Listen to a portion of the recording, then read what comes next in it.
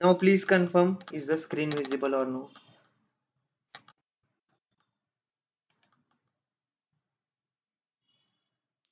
Yes, sir. Okay. So we were seeing the classification of volumetric methods of analysis. All the 5 types in detail we have seen, that is neutralization, aqueous, acid-base titration, non-aqueous titration, precipitation titration, complexometric titration, and redox titration.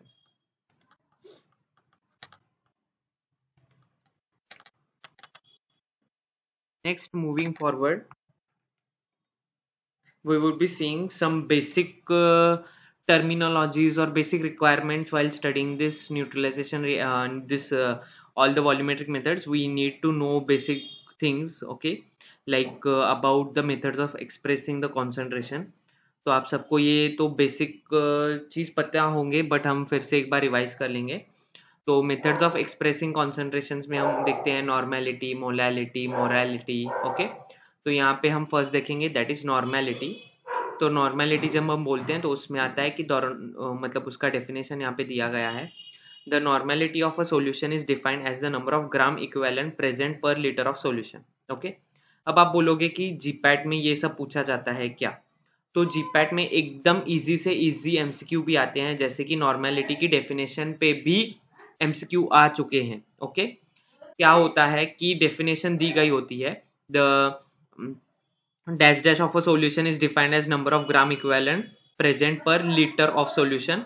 ऐसे दिया होता है और आपको 4 option होते हैं, normality, molality, morality.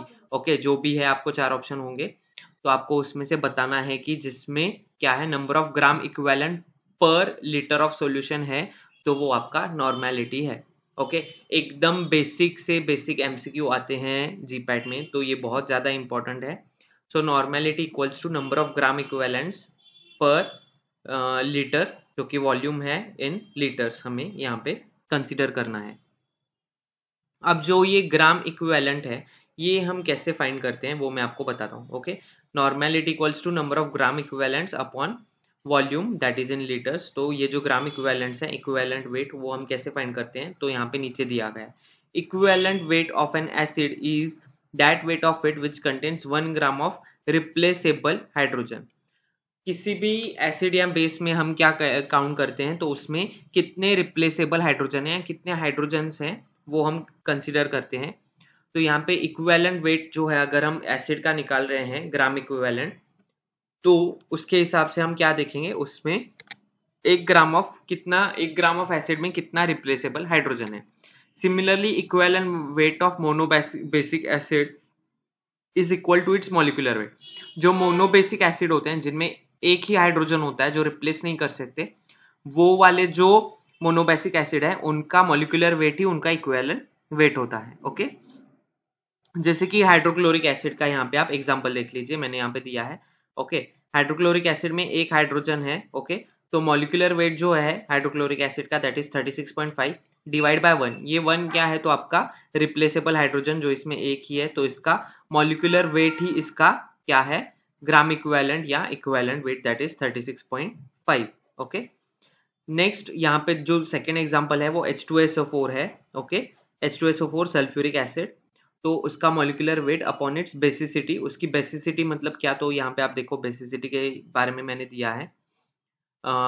Equivalent weight of dibasic और tribasic acid is 1/2 और 1/3 respectively of its molecular wait. तो इसमें कितने हाइड्रोजन है, इसमें 2 हैं, तो इसकी बेसिसिटी 2 हो गई, तो molecular weight 98 divide by 2 equals to 49. तो इसका ग्राम इक्विवेलेंट हो गया 49. Equivalent weight of acid equals to molecular weight upon basicity. Molecular weight divide by basicity, हम किसी भी एसिड का इक्विवेलेंट वेट निकाल सकते हैं. Similarly, equivalent weight of a base is the weight of the substance which contains one replaceable hydroxyl group. Okay, and equivalent weight of base का formula है molecular weight upon its acidity. Equivalent wait of acid पे molecular weight को उसके basicity से divide करते हैं. Basicity मतलब number of hydrogens. Okay, and equivalent weight of base का फॉर्मूला है मॉलिक्यूलर वेट अपॉन एसिडिटी, और acidity is the replaceable hydroxyl group. जैसे कि यहाँ पे आपको एग्जांपल है NaOH का. ओके, तो when we are talking about NaOH, तो इसमें OH that is your replaceable hydroxyl group. So molecular weight upon its acidity 40 divide by 1, तो ये हो गया आपका 40. ओके, तो ये क्या है आपका ग्राम इक्विवेलेंट फाइंड करने का जो भी what you say formula. Okay, तो ये हो गया आपका नॉर्मेलिटी। नॉर्मेलिटी का डेफिनेशन बहुत इंपॉर्टेंट है। Normality of a solution is defined as the number of gram equivalent present per litre of the solution. Gram equivalent per litre of the solution बहुत ज्यादा इंपॉर्टेंट है, ये ध्यान में रखो। नेक्स्ट मूविंग फॉरवर्ड हम देखेंगे परसेंट कॉन्सेंट्रेशन। परसेंट कॉन्सेंट्रेशन थोड़ा इजी है, आप सबको पता भी होगा। तो concentration is many times express in terms of percentage parts पर 100। परसेंटेज मतलब आपको पता है कि अगर हम किसी चीज को परसेंट पकड़ते हैं वो 100 होता है, तो 100 के कितने पार्ट्स, 100 के कितने पार्ट्स में है उसको हम उतने परसेंटेज हम बोलते हैं। ओके, तो percent composition of a solution can be expressed as, तो किसी भी सॉल्यूशन के परसेंट कंपोजिशन हम कैसे एक्सप्रेस करेंगे? Percent weight by weight, percent volume by volume and percent weight by volume. तो जब हम परसेंट वेट बाय वेट बोलते हैं तब वेट ऑफ सोल्यूट ग्राम में होता है, वेट ऑफ सॉल्यूशन भी ग्राम में होता है, उसको हम 100 से मल्टीप्लाई करते हैं, उसको हम percent weight by weight percent concentration से डिफाइन करते हैं। परसेंट वॉल्यूम बाय वॉल्यूम, इसमें वॉल्यूम ऑफ सोल्यूट ml में होता है, वॉल्यूम ऑफ सॉल्यूशन भी ml में होता है, उसको हम 100 से मल्टीप्लाई करते हैं, then we call it as percent volume by volume. The third is percent weight by volume, जिसमें वेट ऑफ सोल्यूट ग्राम में होता है and volume of solution ml में होता है multiplied by 100, so percent weight by volume. तो ये हो गए आपके परसेंट कॉन्सेंट्रेशन, ये बहुत ईजी आप सबको पता होगा। नेक्स्ट हम देखेंगे मोलाल कॉन्सेंट्रेशन। मोलाल कॉन्सेंट्रेशन जो है वो बेसिकली आपके एनालिटिकल टेक्निक्स में रेयरली यूज होते हैं, और उसके बारे में यहाँ पे दिया गया है, that is molality of the solution is given by number of moles of solute per KG of solvent. पर KG of solvent number of moles of solute, उसको हम बोलते हैं molal concentration and it is represented by small m। तो हम molal के ज्यादा detail में नहीं जाएंगे, ठीक है। इतना ध्यान में रखो कि molality of a solution is given by number of moles of solute per KG of the solvent. The next is molar concentration. Molar concentration, when we talk about molar concentration, तो यहाँ पे आप देखोगे कि the molar concentration of a solution is the number of moles of solute per liter of solution. तो क्या है molar concentration? The molar concentration of solution is the number of moles of solute per liter of the solution. Okay, number of moles of solute पर litre of solution, और normality क्या था? ग्राम equivalent per litre of solution. Okay, तो यहाँ पे number of moles है, वहां पे ग्राम इक्विवेलेंस देख रहे हैं हम। ओके, मोलार कॉन्सेंट्रेशन और नॉर्मेलिटी में फर्क है। It is represented by capital M। Okay, volume में change due to change in temperature, so it is temperature dependent. आपका मोलार कॉन्सेंट्रेशन जो होते हैं वो टेम्परेचर डिपेंडेंट होते हैं, ये एक चीज यहाँ पे मेंशन है।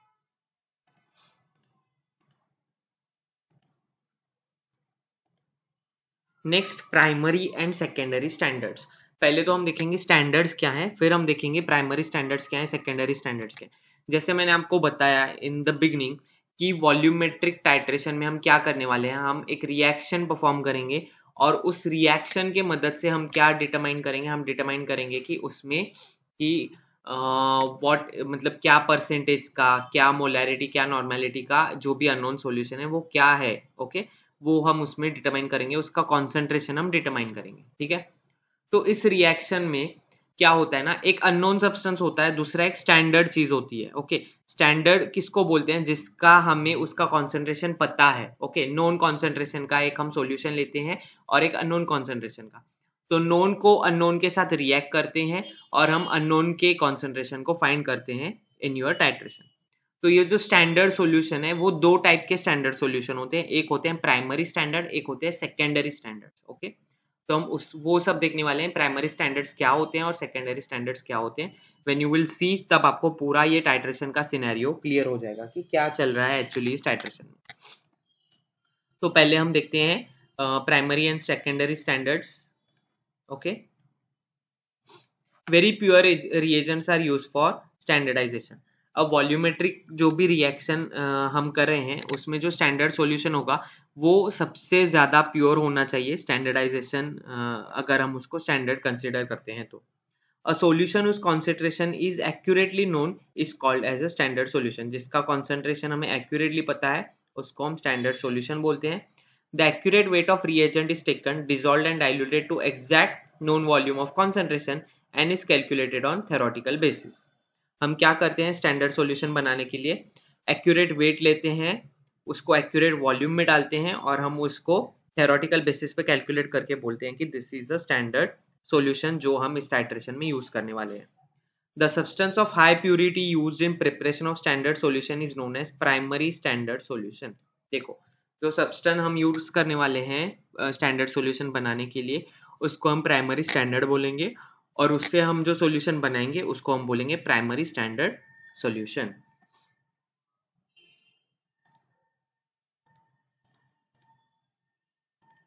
Moving forward primary standard solutions के बारे में हम देखेंगे. What are primary standard solutions and उनकी बेसिक रिक्वायरमेंट क्या है to be called as a primary standard substance. Okay, तो प्राइमरी स्टैंडर्ड सब्सटेंस से प्राइमरी स्टैंडर्ड सॉल्यूशन बनते हैं, तो हम उसके बारे में देखेंगे. Primary standard substances.